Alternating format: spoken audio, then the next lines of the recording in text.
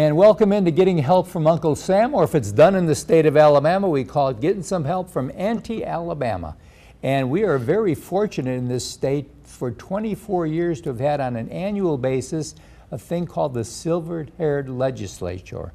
And today we have with us the Speaker of the House. Bang, bang, bang. Still, Steve Griffin, you are the Speaker of the House for this year's session. I am. And it ended about 2 weeks ago, didn't it? It ended at the end of last week, as a matter of fact, and this is our 24th one. And as you say, we're building for our 25th. So for over 2 decades, we've met every single year to address issues related to seniors. And of course, that was the purpose of it coming together, right? It was that and education for some of the people. A lot of citizens in states don't exactly understand how the process works. And this is not only a good time for us to bring our constituents' problems and issues and thoughts to Montgomery, but for us to learn a little bit more about how the legislative process works, how we get a bill passed, how it gets through committee, the argument back and forth, the negotiations, and then actually debate on the floor. Those sorts of things are vaguely known by a lot of people, but not as specifically as we try to endear them to those people, that we have with us. So obviously the regular House of Representatives has a representative from each area of the state. They do. Is the same thing work with the Silver Legislature? Exactly. Exact mirror of it. I have a corresponding number, just as all of our 105 legislators have have one for them. Mine is Representative Bill Poole from Tuscaloosa, where I hail from. But unlike some of the things in our regular legislature, we are a unicameral body, which means one. Yeah. You see, smart lady. That's it. We have no Senate. We're just the legislature. And I think the things that make us a little bit more productive and a little less stressful is that we've made sure that we adhere to our rules, which is no party affiliations inside the chambers. You can have all the party affiliations that you want outside the chamber, but when we walk in, that gets checked at the door, and we don't argue on a political basis.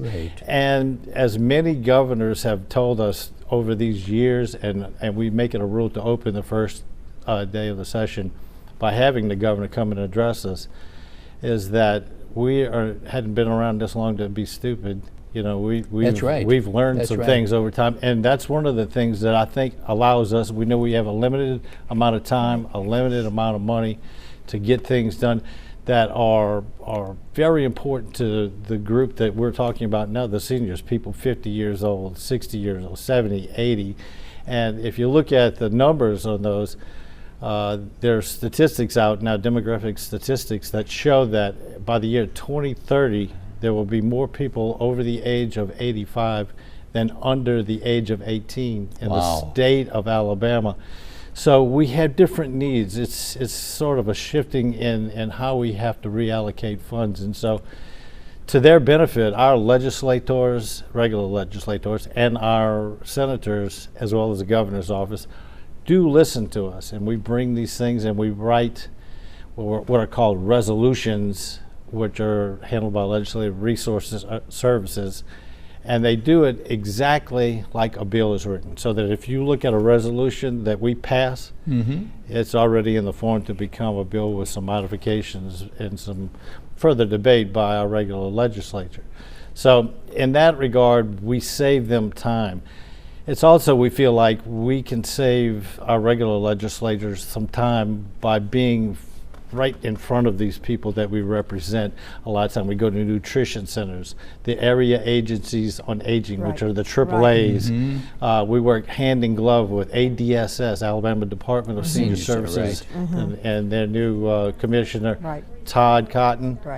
And we're starting to build partnerships. That we had the people that are the senior people at Alabama Securities Commission come in this time and talk to us during a dinner. So it's the kind of thing that we're trying to make sure that we touch all the bases and bring those things back home, help people make decisions about medical costs, help them make sure about in-home care, income taxes, all the sorts of things that we can actually volunteer to do. So can our citizens, our viewers, can they go to their normal legislator or their normal representative and say, okay, look at some of the things they came out of the senior session and see if they can get adopted because they're going to be of benefit to us as seniors? Yes, they certainly can. As a matter of fact, we take the top 5 and then the 5 after that, so it's a total of 10, but particularly the top 5, because we understand that they have other things to do Right. in the legislature. And we pass those on to the President Pro Tem of the Senate, Del Marsh, Right. the Speaker of the House, Mac McCutcheon, Right. and the current Governor, Kay Ivey, and they are specifically given those with a copy of the resolution, the top 10. Now, they can get any of the 74, and that's how many we Right. had presented Wow. this time and how many we debated. But of those, we tally and come up with the top 5 and then top 10 of those. And those are the ones that we give them because those are critical nature. And given how quickly we're aging in Yes. Alabama, it's of particular importance that we have maybe filtered a little bit of that out for them so that they don't have to go back and start from scratch and reinvent the wheel. We've filtered out some of that. Thank you for what you've done, and just remember this, it's your legislature, so make sure that you talk to both the senior haired members as well as your regular members, and as Virginia said, you have a voice, use it, and we'll be right back right after this.